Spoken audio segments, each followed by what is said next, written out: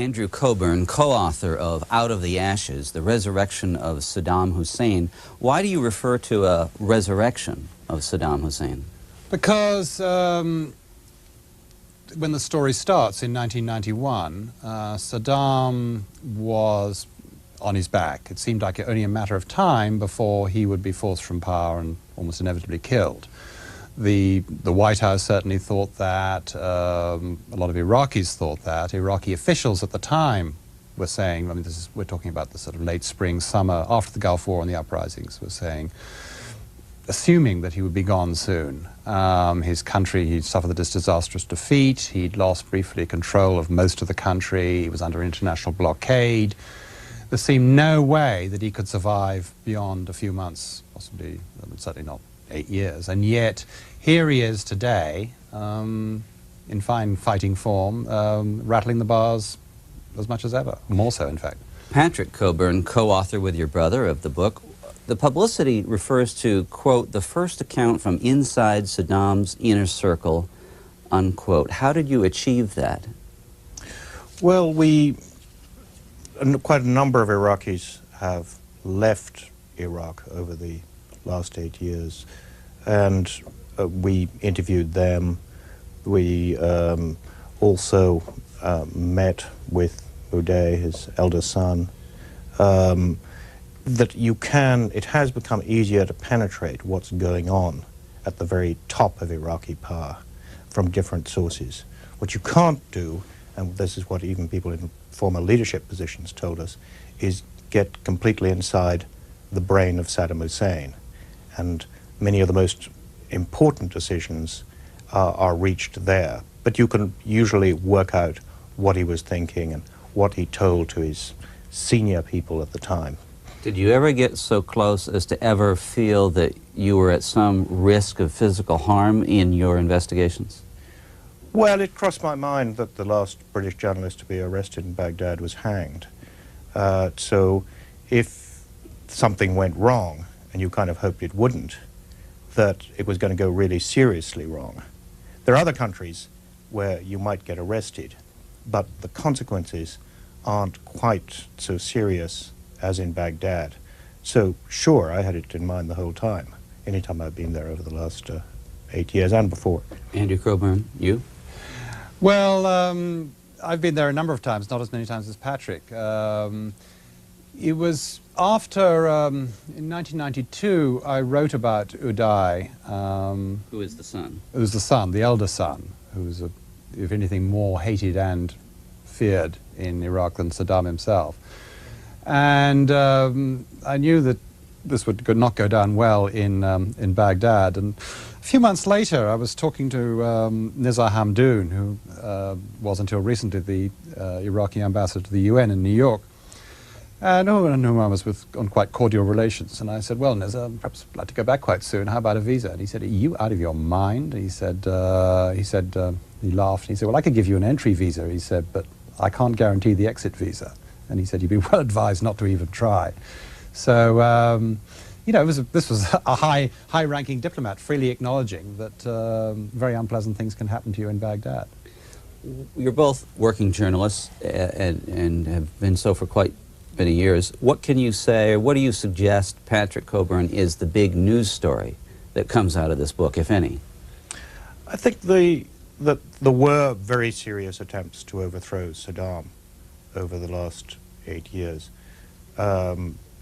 essentially coming from here, heavy involvement of the CIA, but also British intelligence and others. These were catastrophic failures. A lot of people were killed. It was similar to the Bay of Pigs. More people were killed at the Bay of Pigs. But because it got less publicity, I don't think people have ever taken on board how the catastrophic failure of these attempts against Saddam and those who carried them out have every reason to conceal them.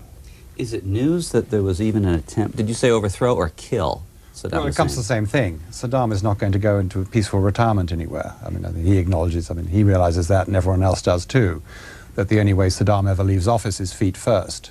And, you know, that's certainly been the record of recent well, there haven't been many for 30 years, but transitions of power in Iraq. Iraq is it's a very violent country. I mean, the Iraqis are they're very strong people, which has various good aspects to it. I mean, I like them as much as anyone, but there is this unfortunate side to it, which is they're extremely violent too. Very bloody feuds. I mean, things get taken to the max there very quickly. We tell a story in the book, for example, talking about the violence, about how Saddam got to go to school. He wanted to go to school because he grew up in this benighted village outside Tikrit, and he met some relatives in the fields, and he said he was trying to get to school, and they said okay, and they gave him the bus fare to Tikrit and a gun, two things you need at the age of 10 or 11 to go to school with in Iraq. I mean, I thought very illustrative of the kind of society he grew up in and the kind of milieu in which he operates even today. Iraqi history is very blood-soaked. When the monarchy was overthrown in 1958 and the king and the royal family were escaping out of the back of the royal palace in Baghdad, which the roof was on fire because of artillery, they ran out the back, and there were Iraqi officers who had mutinied waiting outside, and they opened fire and killed them all. But the firing squad outside was formed of a semicircle and managed to kill or seriously wound 3 members of the firing squad. So it's a violent place. I don't want to leave the CIA attempts to overthrow Saddam. Doesn't the United States have a policy, an anti-assassination policy, and how does that square with your reporting? It does. I mean, the initial finding was to create the conditions to overthrow Saddam. But as Andrew was just saying, creating the conditions is overthrowing Saddam. If you don't overthrow Saddam, then you've achieved nothing. So effectively, it does mean killing Saddam, yes. Yeah, because as I say, he's never going to go into peaceful retirement. I mean, it's yes, they've been fudging around. It's U.S. law, it's Executive Order 12333 that we do not assassinate foreign leaders. In fact, as someone pointed out, that Saddam Hussein is the only Iraqi it's illegal to kill. Since the Gulf War, I mean, they tried to kill him during the Gulf War. They had a sort of euphemism, which was they were simply targeting command and control centers, in one of which they hoped Saddam would be. And for the bombing offensive on Baghdad in the first few days, certainly, of the Gulf War that was the prime target. They had Saddam at the top of they really thought they could kill him. They gave that up after they'd managed to hit a civilian shelter and killed 400 people, and burned to death mostly women and children. So policy was eased off on at that point. But they've been trying since, and they tried again last December. Again, the bombing, the targeting. I mean, there is this sort of predilection to think of, for assassination by 2,000-pound bomb, which the Air Force always thinks if they get one more gizmo, now we can do it. In fact, it was an utter bust both in the Gulf War and December. In the Gulf War, I mean, one of our sources, former head of military intelligence in Iraq, told us that they didn't kill anyone over the rank of one-star general. I mean, despite all that effort. What cooperation, if any, have you gotten from U.S. authorities in any of your reporting? Well, officially, in terms of, as well, the official briefing, none. But we've talked to a lot of people, either currently in office, or, as you can see, the footnotes are littered with former CIA officials, very senior, that sort of thing, very senior former CIA officials. So people are quite talkative on this subject. Is there a reason that they don't go on the record? Well, they're talking about covert operations, so they're probably wise that they shouldn't. No, of course, there's every good reason why they don't go on the record. We do have, some of them will. I mean, for instance, there was a man, Warren Marek, who was the senior field officer in northern Iraq, in Kurdistan, in 1990, late 94 and early 95, and was intimately involved with the Iraq operation as a CI officer. And he feels, I mean, he's been prepared to go on the record, I mean, which is actually astonishing. And, I mean, he certainly doesn't endanger the national security of the United States in what he says, but he certainly also makes it very clear what a disastrously screwed up operational this was. Patrick Coburn, the book refers to, or maybe it's just the book's publicity, Saddam's barbarous playboy son, Uday, you've already talked about. Talk more about him and why he's such a figure in your reporting. Well, he's an extraordinary figure. How old is he? What's his exact age now? He's in his... 64, he's 39 now. Saddam only trusts, I don't think he trusts anybody, but insofar as he trusts anybody, it's members of his immediate family. That's always been the inner core of loyalty of the regime. And you have cousins who occupy senior positions in the security forces, in the army. But powers over the security services is finally concentrated in his sons. Uday is a very strange creature, I think always trying to assert his personality against his father. I mean, I remember looking at one photograph of him as a small boy, and it's rather strange, because there's Saddam, and then there's this little boy with the largest bow tie I've ever seen. That everything he's done is to try and assert himself against the extraordinary figure of his father. Always very violent, frightening by these other members of the family. He shot his uncle through the leg. This led to the flight in 1995 of two of Saddam's, it was the same time as, but he was certainly frightened of Uday, of two of his Saddam's sons-in-law. They came back. Uday partly oversaw himself the attack which killed both of them. So this is a person of extreme personal violence, and who most Iraqis find deeply frightening, even compared to other members of the regime. Where does that violence come from?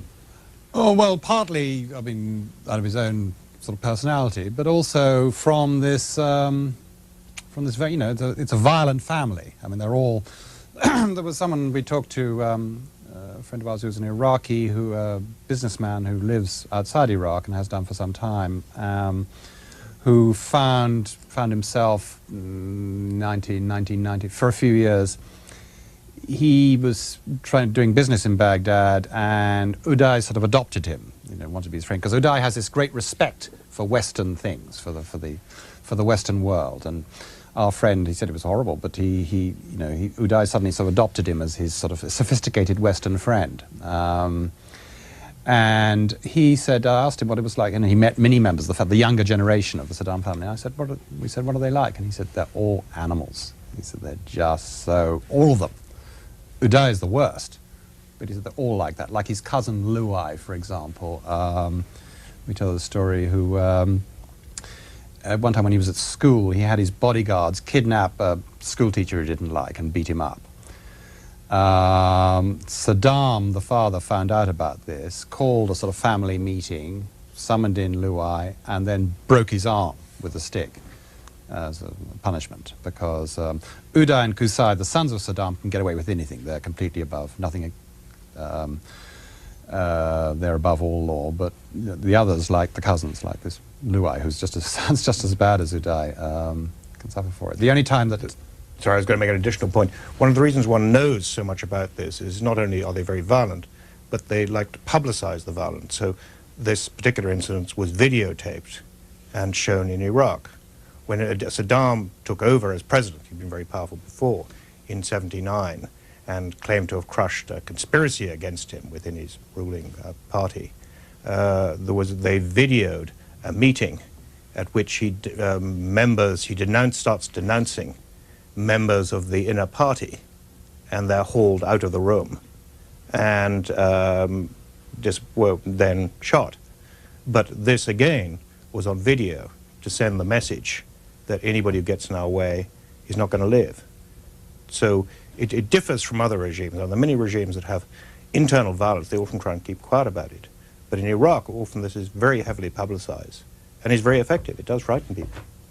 What power, official capacity of position does Uday have right now, and his brother? Well, Uday first, he runs, he's in charge, he's most sort of important official post. He runs a thing called the Fedayeen Commando, or Saddam's Fedayeen, which is a sort of paramilitary group, which was set up a few years ago. And when they initially, it's sort of young men, young toughs, basically. And when they first appeared, they were rather reminiscent of sort of one of the militias in Lebanon or Somalia. These cruising around Baghdad in sort of pickup trucks with machine guns on the back. But they've become actually increasingly effective. I mean, about 4 or 5 months ago, a little longer, there was a big operation in the marshes in the extreme south east of Iraq, which is has been a center of resistance just across the just across the Iranian border. And they sent in a lot of troops and Republican Guards, but they were spearheaded by by Udo's Fedayeen. But apart from that, he has a big media empire. He has his newspaper, Babel. He's the editor? He's the proprietor, he's the publisher. The guy who really set it up and ran it just defected, Abbas Janabi, a few months ago, with all sorts of horrifying tales of what goes on. Uday is also chairman of the Iraqi Olympic Committee, and the Iraqi Olympic Committee is the only such Olympic committee in the world that has its own jail with machine gun posts on the roof. Taxi drivers are scared to drive past it. I've got to say, though, I'm one of the very, very few people to have encountered Westerners. We're one of the few people to have encountered Uday personally. And I've got to say, actually, he behaved like a perfect gentleman. It was very bizarre. Is this the report in the restaurant? Yes. You talk about in the book? Yes. I was with my wife, and he. And one of the more notorious stories about Uday is that, at least on one occasion, he saw a girl he fancied in a restaurant. It was actually a nightclub, who had an escort, which Uday dealt with easily by just sort of shooting the escort and dragging the girl off. Actually, you asked earlier about personal encounters with violence. So this story was very much... shot him dead? Yes. Any consequences? Oh, of course not. This story was very much on my mind at this particular moment. But at I mean, too long to tell the full story how he came to be at their table. But there was Uday and Qusay, the second son, who was a sort of, in a way, even creepier because he's more mild-mannered, but he's the one. He's the guy in charge ultimately of the security services. I mean, his official posts are much more potent than that of Uday. But they actually talked like very courteous gentlemen. It was a very surreal conversation. Talked about Liberace part of the time, because it was like a mafia. It was like a mafia gathering. They had their sort of sidekicks. There was a couple of Armenians who were the Saddam family tailor and the Saddam family jeweler, respectively. And one of them came from Sacramento and kept saying, "Oh, anytime you want anything fixed, just call me. I can fix anything in California, because I'm with the Armenian mafia." A very surreal thought. Here we are, sitting in Baghdad with Uday Saddam and his brother, and this guy's offering, anytime you want a speeding ticket or something fixed in California, I can do it. Uday also runs the football team, a number of football teams there, and Iraqis used to be able to tell how he was looking at the football team, was if they lost a match, then the next match you'd see a number of them had shaven heads. The reason was they just spent the week in jail for their failure to put the ball in the goal last time round. So you'd see a number of them coming out with their heads completely shaved. And by football, you mean soccer? I mean soccer, yeah. But Patrick Coburn, are these people, by that I mean all of the Saddam Hussein family and coterie, are they exposed to Westerners? Are they sophisticated internationalists?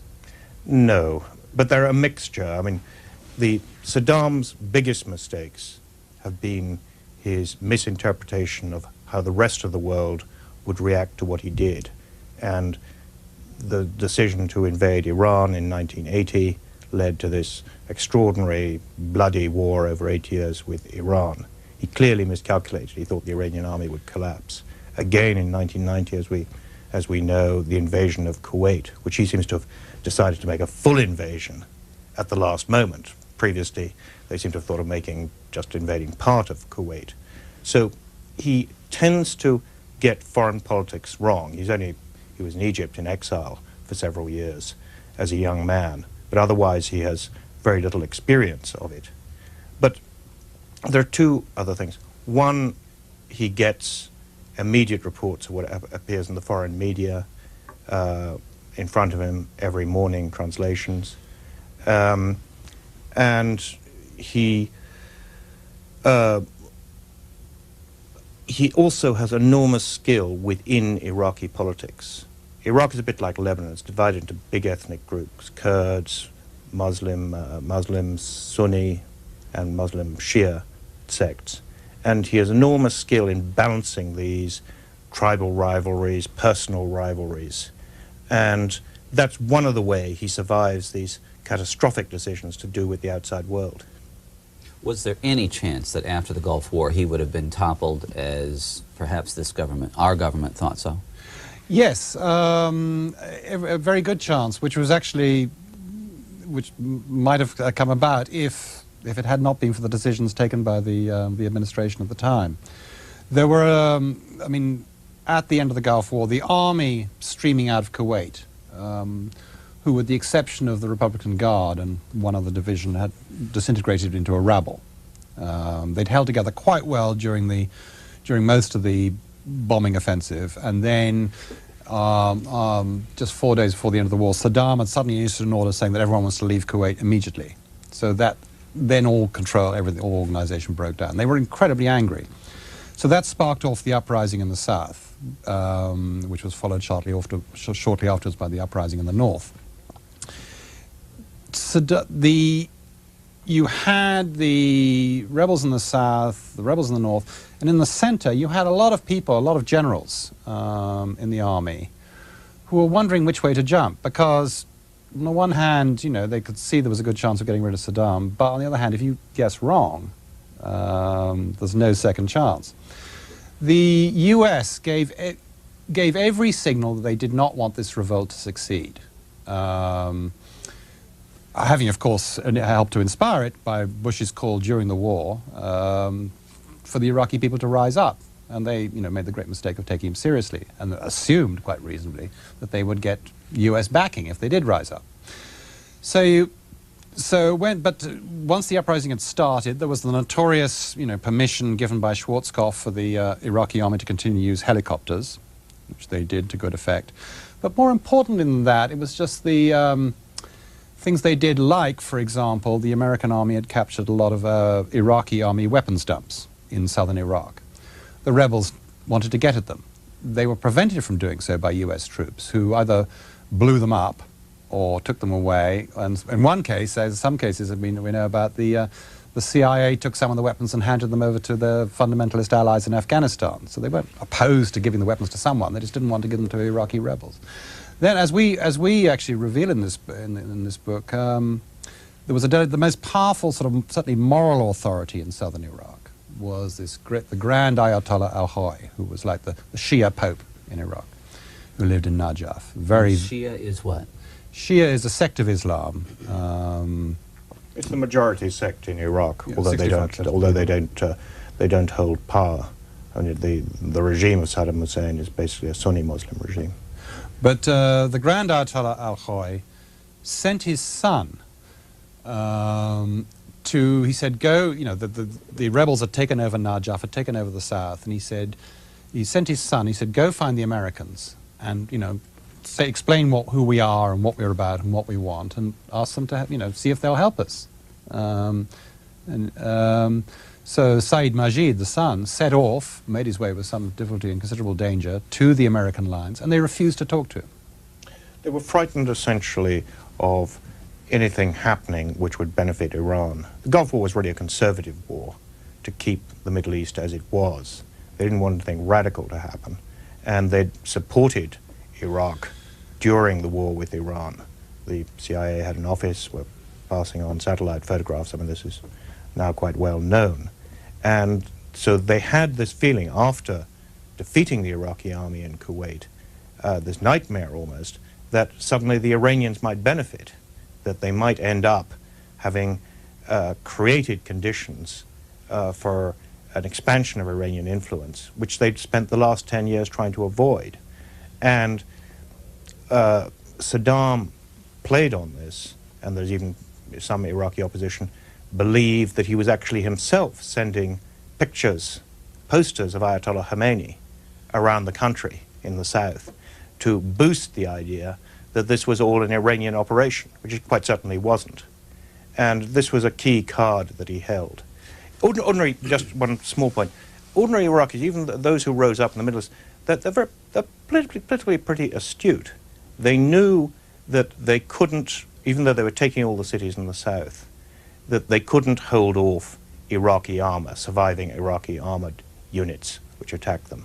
And what was so important about what Bush had said, they thought that that meant that we take the cities, people rise up, but the US and its allies will act against any big counterattack. It won't let the Iraqi army slaughter us.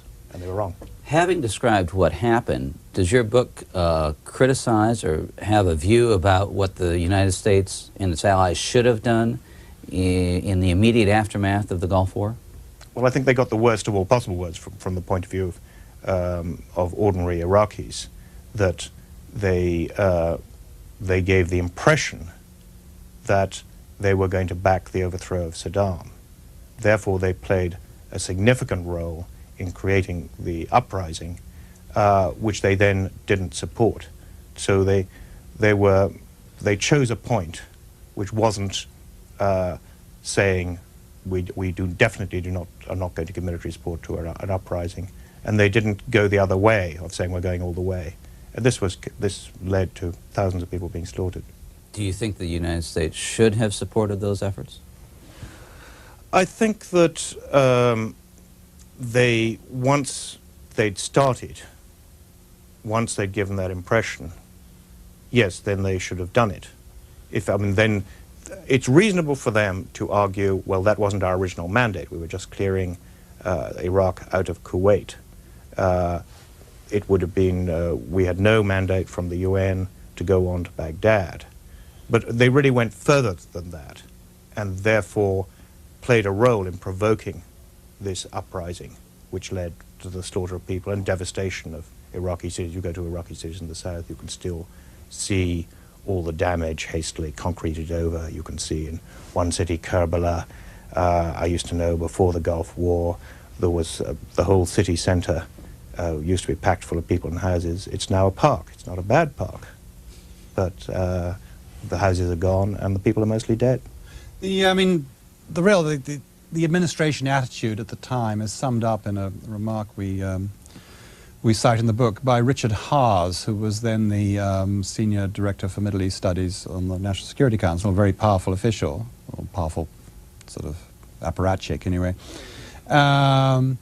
And he said, right after the end of the Gulf War, he said to someone, he said, who was arguing that the resistance should be supported, he said, "You don't understand, we want to get rid of Saddam, not his regime."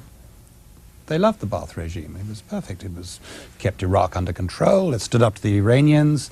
It was just that they felt it'd be good to have it'd be nice to have a change in the senior management of the Ba'ath regime, but they didn't want to certainly did not want a revolution in Iraq. We want to get back to what's happened in the last couple of years, but let me ask you about writing a book together. How did that collaboration work, Patrick Coburn? Well, we took different chapters and then combined. Afterwards, most of the all chapters contain work by both of us, but originally we concentrated on different ones.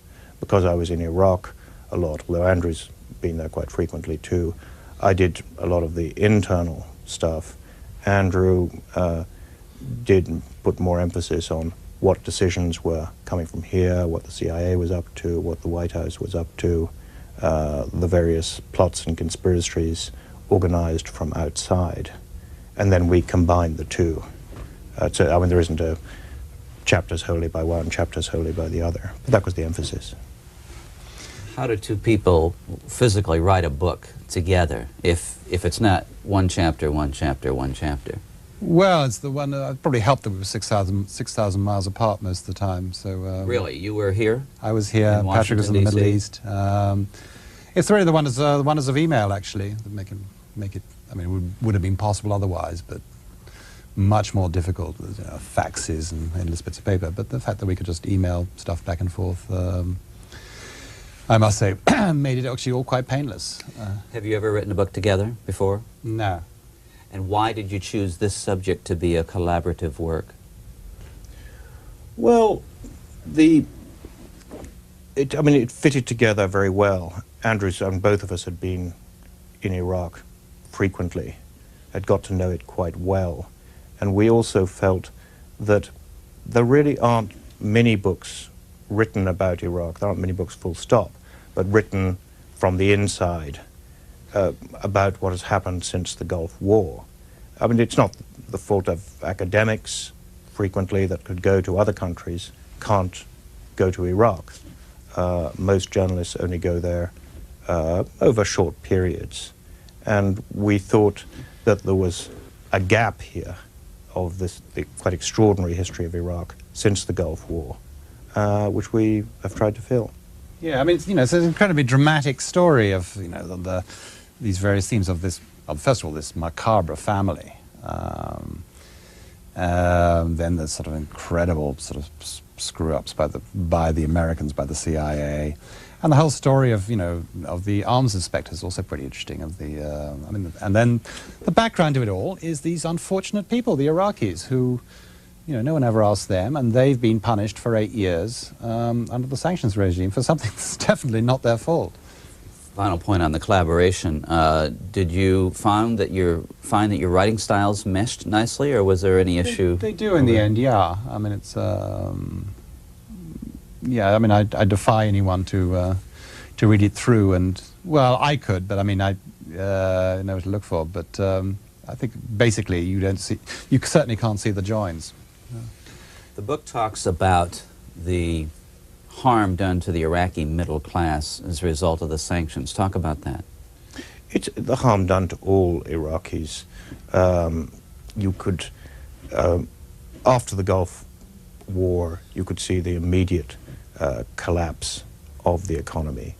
The middle classes, we know professors at the university who suddenly were getting just $5 a month. And one a person we know quite well had to, you can't resign just from government service in Iraq, which includes the university. He had to go into hospital, there's nothing wrong with him, pay the doctors quite a lot of money to say he had a heart attack, including charts at the end of the bed and medication. And eventually he came out and managed to get out of government service because he was meant to be at death's door. But he said to us, that's after 23 years service. I'm reduced to this. He then went off to, Saddam decided to build the biggest mosque in the world in Baghdad. It's at the old municipal airport, which was bombed during the war. And despite the fact that everybody else knew that you could not build the world's biggest mosque without importing reinforcement bars and other things, that he actually set up this organization to 11 design teams, appointed himself chief engineer, to build this gigantic mosque, and our friend was able to get a rather better paid job on that. So these people have been crushed, people who were much poorer. Last year I was in one Iraqi village, and people were handing me old x-rays of their children, often taken 10 years before, and the local hospital could no longer take x-rays. So they'd hand you these x-rays and say, do you know what's wrong with him? And is anything, well, what does that mean? And they kept these sort of dusty x-rays. But the whole country, which used to have a medical service like that of a European country, is now at the level of a country like Mali or somewhere in the Sahara. Andrew Coburn, there's a paragraph I want you to react to toward the end of the book. Following the suppression of the great insurgencies in 1991, Saddam Hussein had announced his intention of sitting back and waiting to take advantage of his enemies' mistakes. In the ensuing years, those mistakes had been plentiful. Saddam himself had survived unscathed. But the biggest mistake of all was to make the Iraqi people pay the price of besieging Saddam. One day the bill will come due.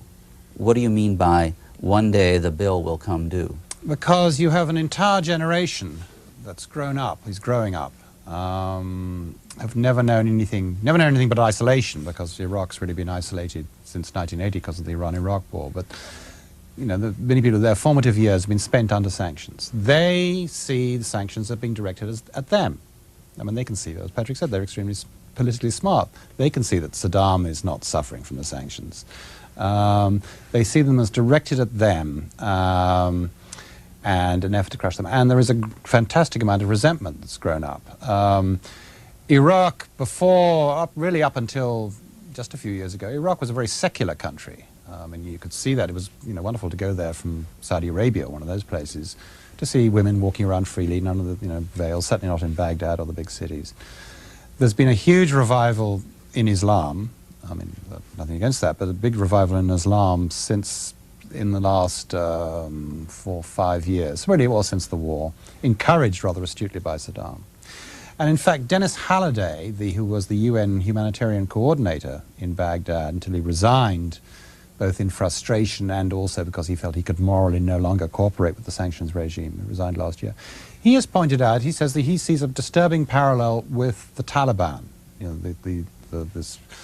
the incredibly, impossibly cruel rulers now in Afghanistan, who are themselves, they all grew up in as war orphans, the leadership, in the refugee camps in Pakistan. He says it's the same people who've got no real concept of the outside world, have been forced inward. I mean, he sees a generation coming in the future who are going to be truly terrifying. In fact, there are young Iraqis who criticize Saddam for his moderation.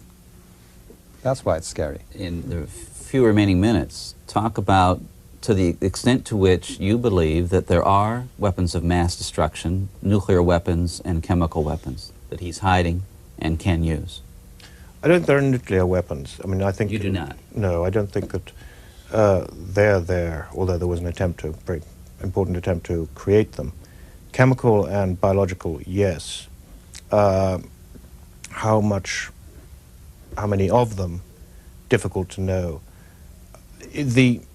It's worth remembering, though, that Saddam had far more of those during the Gulf War, and he didn't use them because of threat of retaliation.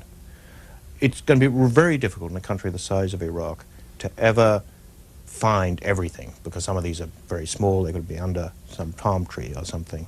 But what is needed in the long term, I think, rather than the shotgun approach of general sanctions, is a more targeted sanctions on the import of weapons or the ability to make weapons, backed up by an inspection process there. It's not so much what they have now, it's what they might build in future that needs to be guarded against. Have you formed an overall judgment on the quality of the United States policy or Allied policy toward Saddam Hussein in Iraq? Yes, I mean, I think it's. I think you have to mark it as poor. What should have been done? Well, I think as we were arguing earlier, once having incited the Iraqi people to rise up during the war, they should have gone all the way. That not having been done, what should U.S. policy be? It should not, well, let me say, most importantly, I think it should not have been, well, let me back up slightly. They say actions against Saddam are always, justified on grounds of limiting his ability to do harm, which he's done. He killed 200,000 of the Kurds, his own people.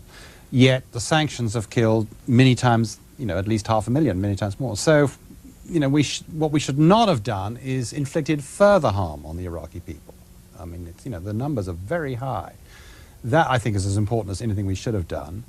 I think it could have been, they should have been more ready to grasp the nettle, saying, all right, we'll talk to the Iranians, all right, we're prepared to accept, a fundamental change of regime in Iraq, all right, we're prepared to accept Kurdish, autonomy, which they must say they seem to have done now.